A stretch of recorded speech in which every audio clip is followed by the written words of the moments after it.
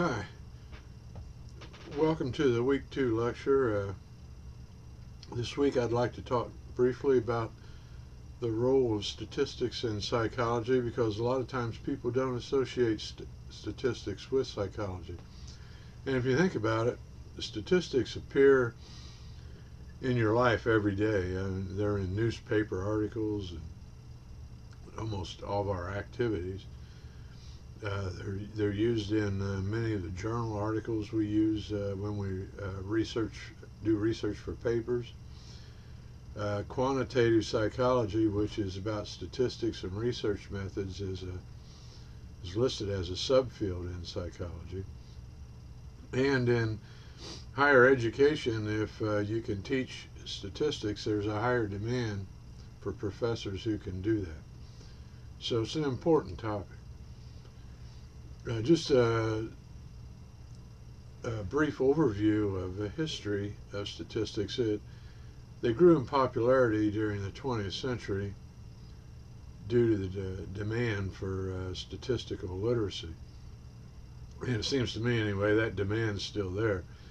The early focus was on computation because we didn't have computers, so we would do regression analysis and correlation, do all that by hand.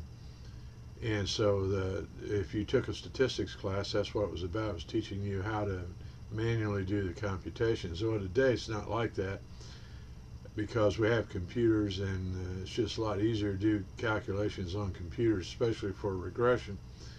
So today the focus is on statistical reasoning and application. Where would you want to use statistics and what type, and then they teach you how to use the software that does the calculations.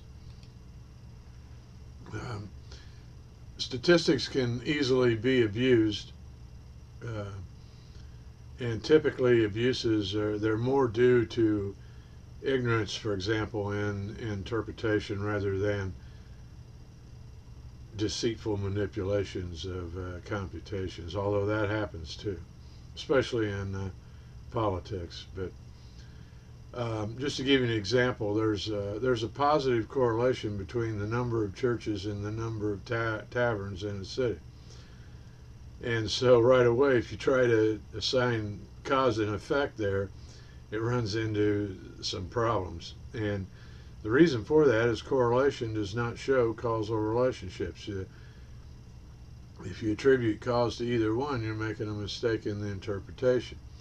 In correlations, it's really common for two things to be related, and they're influenced by a third variable. So, for example, in the case of churches and taverns, it's population increase or decrease that causes that correlation.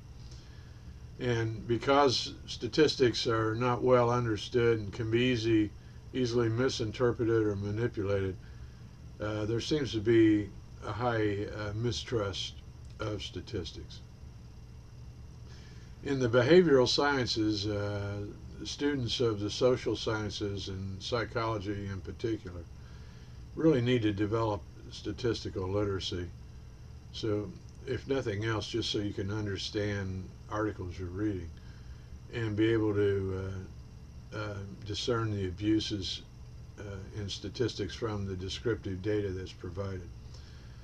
Statistics is a collection of theory and methods applied for the purpose of understanding data. And that's a pretty good definition. And the behavioral sciences and social sciences could not exist without statistics. If you look at the overall benefits of stats, I mean, all professions benefit from the use of stats and understanding or interpreting statistics. And not only that, people use statistics in everyday living, if nothing else, just retail purchases and doing calculations. Computers make computations a lot simpler. We even have some cell phones that can do fairly sophisticated computations. And courses today focus on statistical reasoning or applications, so they're not as boring as they used to be, just trying to learn calculations by hand. And SPSS is the most common software that's used in the social sciences, and usually when you take a stats class in psychology, it focuses a lot on how to use SPSS to do the calculations. Here's some of the stats books I used as references, and I'll post a transcript along with this. Thank you.